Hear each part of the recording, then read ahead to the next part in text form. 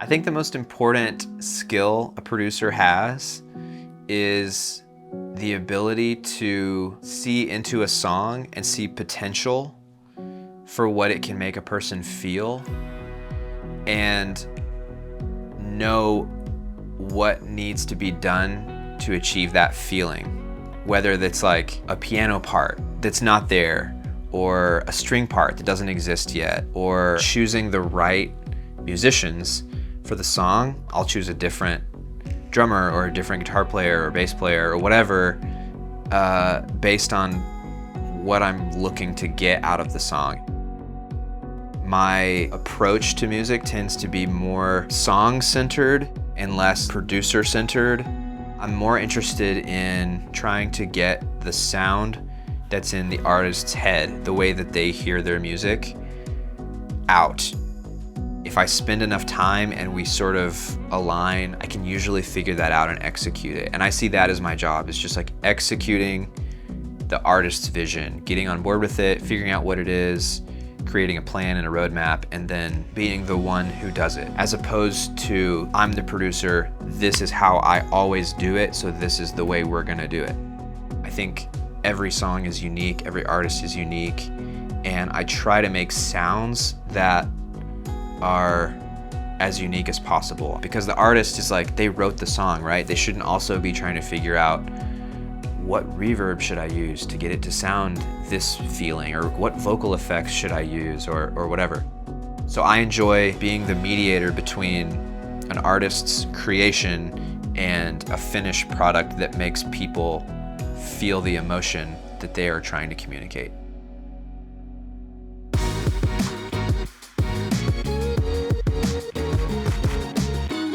What a joy it is to have the opportunity to share one of my favorite creators with our ConvertKit community. This creator session with producer and engineer Thomas Dulin is one that I am confident you are going to connect with. And that is regardless of what you create. Now, what I'm saying is that you don't have to be a producer or musician to get something out of this episode. Let me tell you why. To date, we have created over 50 creator sessions, and off the top of my head, I can't recall a single one where our guests did not disclose that at some point in their career, they had experienced some version of imposter syndrome. Now, and here's a little teaser, in this episode, you are going to hear Thomas say, and I'm paraphrasing a little, that there are moments where he sees himself as just the guy playing video games while the real creators in the room create. And I remember hearing him say that during our interview and being so confused on how that could possibly be the case. Because to me, he was just as, if not more talented than all the creators in the room. Now, he goes on to share how he overcomes that feeling, so make sure to watch until the end to get that advice. But here is my hope for you when you watch this episode. I hope that you are reminded of the creator that lives inside you and you don't doubt it for a second. Thomas Dulin on Creator Sessions. A producer is someone tasked with overseeing the creation of music. The tasks of that are different depending on genre, depending on the artist, depending on the style of the producer. Like an 80s hip hop producer is gonna be a lot different in what he does day to day than a country producer in Nashville. An audio engineer separate from that is mostly concerned with technically trying to get microphones to sound good, trying to get good recordings, and doesn't usually have a say in the creative aspects of the production. But more and more, like in the last decade, as technology has allowed music to happen on laptops and home studios, people are producing and engineering at the same time. So that's what I do, and a lot of people do, is produce while they engineer while they produce. It's all wrapped up together. I remember when I decided to go to college to learn how to do this, my family, rightly so, was a little skeptical, and they said, are you gonna be able to get a job, working in music? Is that gonna work? And I remember thinking, someone has a job doing this. Like, that job exists. People are somewhere are making money making music. So I'm just gonna do that. Like, I'll just be better than them. For me, it was like, don't have a backup plan. I have no other option except to try. And if I don't succeed, then I'll just keep trying. There's no other alternative. So I'd say chase it down. Like, if you have to sacrifice and go through some adversity to achieve what you're trying to do, I think you'll find out if it's worth it to you or not, if you have the tenacity to survive those things. I consider myself like really lucky. I think I got lucky on a lot of stages that were critical. I never had to, be without a warm place to stay or, go without a hot meal. And I had a great safety net, but at the end of the day, I did like work really hard and it paid off in the long run. Whatever state we're at, whatever part of the process we're in, I always say, this is my favorite part. And I always mean it. Pre-production is my favorite because no one's here. It's just me and the artist and like a pad and a pen, right? And we're just dreaming and thinking about, what if we added this? What if we added that? What if it sounded like this artist? Or what if we stole this kind of guitar tone from this old record or whatever? And we're just dreaming and cooking up ideas. It's sort of no pressure and we're just thinking purely theoretical. And then when the full band comes in, that's my favorite part because it really comes to life that day. It's like, it goes from being an abstract song that is like maybe a voice memo to all of a sudden, like, it sounds like a finished record. It's like, wow, we're all playing this together and it sounds huge.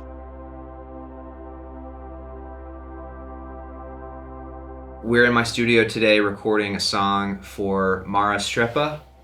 Recording a song called Line Dance. We got the band here, so we're tracking full band, and this will be the foundation for the layers that we put on top of this and eventually the final vocal. So we're just getting tracks today.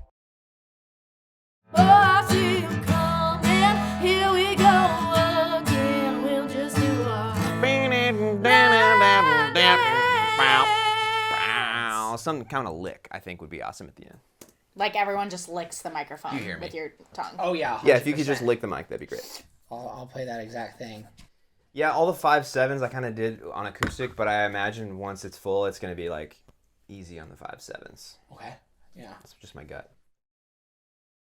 I have like an idea of what I want the drummer to play on this song, but I'm not going to tell him yet because I want to see what his first reaction is and his natural. Sometimes what he decides to do is better than what I was going to tell him to do. If it's not better, then I'll tell him what I want him to do. Right, Kirby? Sometimes. So yeah, we'll see how that goes. Okay, here comes one. This is going to be 2 bars a click.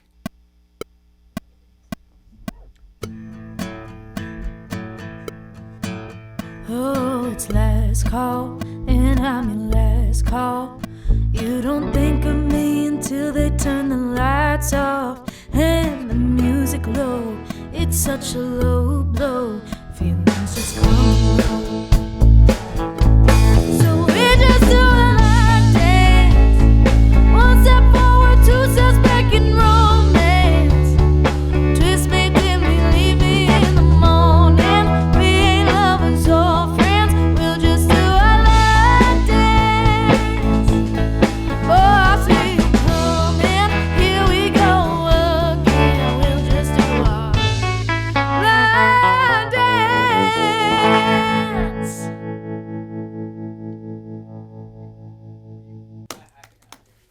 Hey, you know what? That's not a bad first take, y'all. No, not at all. I like it. Kirby, that was not what I thought you were gonna do, but that was really cool. That was a cooler idea as an example of what I thought was gonna happen. That was a cooler idea. I think it would be cool for you guys to lock into a kick pattern. I hate giving you a kick pattern because it's usually like you could come up with a cooler one, but do one more, just try something different, listening to the rhythm of the vocal. And then if we don't like the next one, I'll give you mine. There's one thing that I want to suggest that I don't know, but this might be a little ambitious. Can we play back what Kirby did on the end of chorus 1, bringing us into chorus 2, right when Mara hit the hook of the song? Friends, we'll just do a line dance. Well, baby, kiss Yeah. It is kind of cool.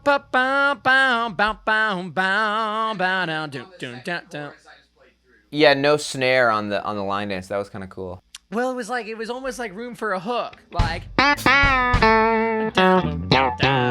Love that. verse 2. You know what I'm saying? You could start the song almost in that way too, or I don't know, but that was so cool and it was so signature. I love that, dude. What if the first 4 bars? What if the intro was only 2 bars and you did that? That's what I'm saying. Right. Boom. Verse So 1. you like that idea? I love that. I think it adds an identity to the song that it deserves. Is that the first? That's just sort of through the first lick you heard.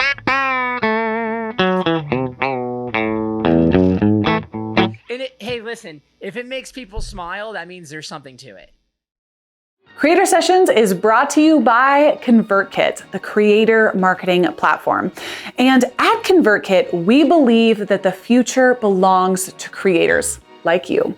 That's why we invest in this series. By sharing the more intimate details of the creator journey, we inspire and encourage more creators to follow their passion because creators shape culture and culture shapes the world. So, whatever your craft, our creator marketing platform can help you share it with the world. Click the link to learn more about how ConvertKit can help you earn a living online. You have to, as a producer, walk a fine line of being humble enough to listen to everyone's ideas, but you also have to be confident enough to know what you want in the production and what your experience tells you is going to get you to the result you're looking for. Communication is everything. Especially if I'm not playing on the song, I must be able to talk and listen to the musicians to get the result we're trying to get, right? If we're all speaking the same language, then I can just say, hey, play that thing, you know, that thing that everybody knows. And the musician's like, oh, totally, here it is.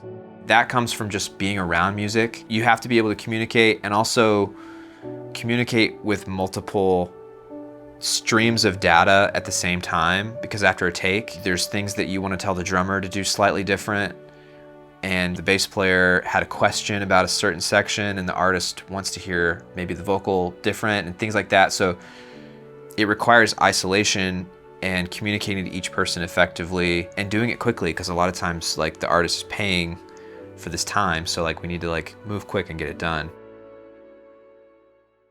Guys, come in and listen to that one. All right. Sweet.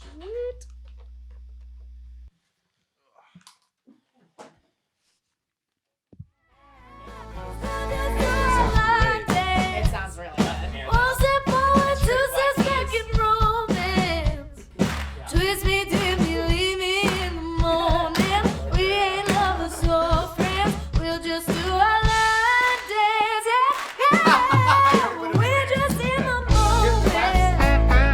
We both know the steps and we'll be stomping. Don't see, don't think I don't see you coming. Here we go again. We'll just do our line dance. Oh, I see you coming. Here we go again. We'll just do our line dance. Yeah. I have an idea for the bridge, or not the bridge, the bridge. The walk into the bridge. We did this live, and I'm still hearing it, but we don't have to do it. Oh. But it's a dun dun, one step in and one step out. Yeah. Oh, wow. We If need, everyone we need just to do that does as like a a band if we're gonna do bow, that. bow, bow, bow. So if it's a walk down to bow, bow, one step in. Yeah, like 2 band hits. Can we do it for that first walk in and then one step in and one step out? One more time, just spin me around. Ba, da. Do it again for that second half of the bridge. Basically, yeah, Twice. half Yeah. the verse, both 4-bar phrases. Yeah. Get a walk down. Yeah. Let's just try that and see what it sounds like. All right, let's do it. Thanks, guys.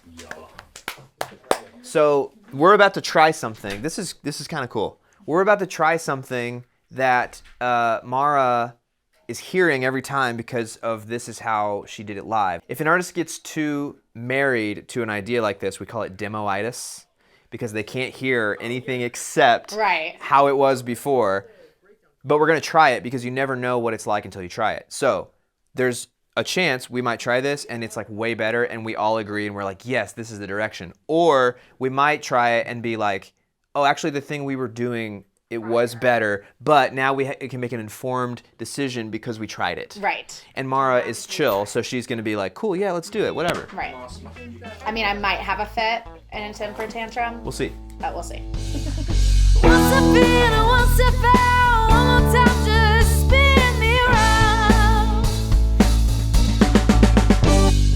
Once I feel and once I found, one more time just spin me around. Yeah, 'cause we'll just do our life day.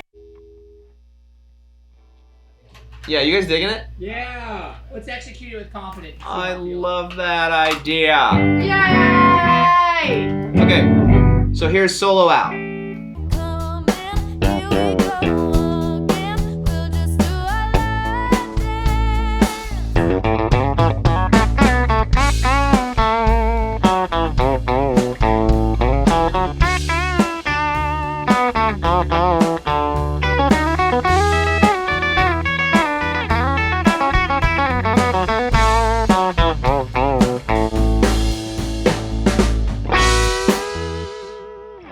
That's feeling really good. That's a legend solo. That was sick. That's gonna be like when people are gonna be spilling Miller Lights on their girlfriend because they're singing it too loud. They're like, gosh damn it, Josh. The third Of tank course top it's a this Josh evening. too. The overwhelming feeling I kept going back to when I was figuring out what to do, I just kept thinking of the word fun. Like it should just be fun. It's a country dance song. There's not much more to it. So it didn't need to be overly emotional or make you feel sad or make you feel like in love or anything like that. It was literally just like, this is just going to be a fun song about, you know, what state are we in? What kind of relationship are we in? Who cares? Let's just dance. I used to work for Wally Moyers, and he would always tell his clients, your name goes in big letters on the front and my name goes in small letters on the back. Now we make MP3s and the names don't go anywhere, but that was like huge for me, to be like him humbling himself to the artist, saying ultimately this is going to represent you and no one's even going to really know who I am. So this doesn't have my ego attached to it. I just want to serve you in this way. This is my job. And I did take from him that lesson of like, I'm working for you, I want to serve you and execute your vision. And even if we disagree sometimes, there's a way that I can do my job well and be happy about the artistic influence I'm having without making it like my song, you know, or forcing my ideas onto you because of my ego. It's weird to even in this moment to think about myself and what I do, because I think to consider what am I adding here makes me more likely to let my ego get in the way. The one thing I'm trying to avoid is to have ego, mine, musicians, artists, anyone, in the room with us. Let's leave the egos outside and just work and just enjoy like creating and making music together. If I bring my ego into the session with me, then I need my ideas to win, or I need the kick pattern that I came up with to be the one. But if I leave my ego outside, then I can bring my ideas, and if somebody else has a better idea, I can be inspired by that, and we can all collaborate and say, oh, I love your idea. That actually reminds me, what if we tweaked it a little and did this instead? And that's how I think you collaborate the best and get the best result. So as weird as it is to say, I try not to even think about myself at all. I try to actively ignore what am I bringing to the table and instead just think about what does this thing sound like that we're all making right now, and what do I want it to sound like differently, and not ask the question, why? The thing that I lack the most, and I think it's really important for any creative person to know what their weak spots are, so that you can just let go of your expectation to be good at everything. This is something I'm still sort of learning, but I am not or never will be a virtuoso musician. I'm never gonna be a guitar player that can like shred, or a keys player that can just like wow you with my ability to play piano or something like that. I'm not an incredible singer, I'm not a performer, but that lack of ability, I think, translates into what I am good at, which is choosing the right people in the room and also knowing how to direct them to get the result that we're looking for out of the song. And it just helps that I have a lot of friends in Nashville that are like incredible musicians, but they all have different things that they bring to the table. Daniel was perfect for this session because what he brings to the table is a high level of skill, right? He's incredibly skilled. A lot of people are really skilled though.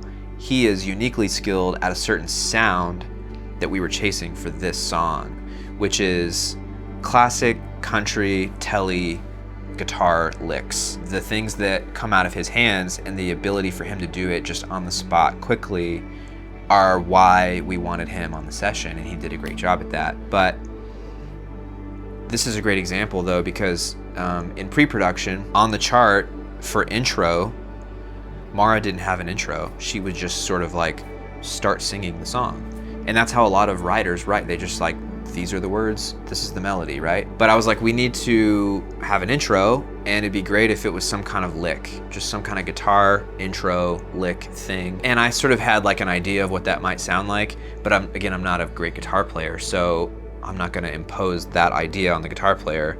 I would rather choose someone great at that, bring them into the session and say, what do you think? And literally his first idea was, hey, what if the intro had a lick, and what if it was this specifically? And he played the lick that you hear on the song now, and he said, oh, sorry, I don't wanna like impose my idea, but like that's just what I was hearing. And so I said, no, that is why you're here, is to bring whatever idea you have for the song. That's the way I contributed, was by bringing you here and saying, what do you think? And that became like the intro of the song. So there are definitely times when, if I'm not in a healthy place, I see myself as the guy with the mouse and the keyboard who's just like clicking on things. A friend of mine who's an artist calls recording software video games. And some days I feel like I'm just out here playing video games, and it's the artist and their song and I'm literally just recording it. Sometimes I'm thinking like, oh, so-and-so is a real creator, right? Because he has a song that's like on the radio right now. So-and-so is a creator because they're working with this artist that I love, and I'm not a real one. Some of the creator sessions that are already out are unreal, and those are people that are like actual creators and are incredibly talented. But on healthy days, I am able to realize that it doesn't matter what I achieve in terms of like notoriety or like the paycheck or whatever, or if your song is like a #1 on the radio or anything like that. Those are like external measures of success. So I would say to somebody who struggles with imposter syndrome, like I do sometimes, #1, stay off the internet. Like there's nothing good for you on social media when you're in that mindset. There's nothing healthy for you in looking at other people and comparing yourself to what they're doing. If you were gonna design a system to try to create the most amount of imposter syndrome in yourself as possible and make you feel worthless, it would be like social media apps. Focus on what you've already created. And what helps me is to remember the past and like some of what my dreams were back then, and to realize like I've actually achieved way more than I could have even imagined. Like if I could go back to 16 or 17-year-old me and say, check out this picture of my recording studio, you know, that you're gonna have when you're like 30 years old, it would blow my mind. Or being like 18 and recording my band in my garage and thinking maybe I'll get to do this as a job someday. And now like I do, this is my job. Maybe you don't have that yet and that's okay, but like whatever steps you have taken are steps, and you have more to take. So it helps kind of to look back down the mountain and maybe see how far you've come, rather than like looking around at where everybody else is on the mountain and comparing yourself to their journey. Nashville is a uniquely great town for that too, because there's so much music being made here that we really don't feel like we're competing with each other, producers and engineers. I'm so happy for my friends that get to produce huge records, because there's plenty of more work to come for me too. Thanks so much for joining my creator session. By the time you see this, Line Dance will probably be out. You can stream it on Spotify, Apple Music, all of that stuff. And if you want to get in touch with me, I have an Instagram. It's just Thomas Dulin. I have a website, thomasdulin.com. If you want to work with me, you can get in touch with me there, or just reach out and let's just be friends. All right, here's a, let's just run a full pass. You ready? Yeah. All right, here you go.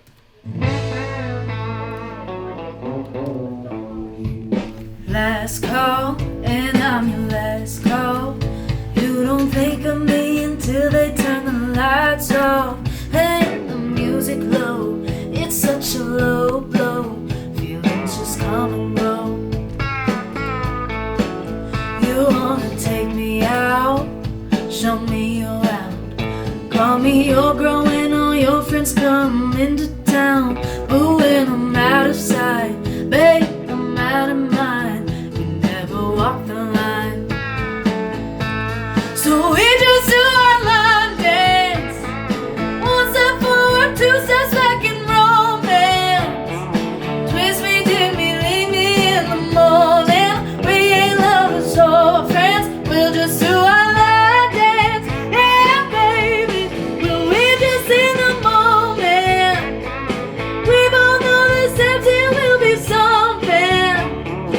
Josie, don't think I don't see you coming. Here we go again. We'll just do our line dance. Woo! One step in and one step out. One more time, just spin me around. One step in and one step out. One more time, just spin me around. Yeah, 'cause we'll just do our line dance. One step forward, two steps back in romance. Twist me, dip me, leave me in the morning. We ain't lovers or friends. We'll just do our line dance. Yeah, yeah. We're just in the moment. We both know the steps and we'll be stomping.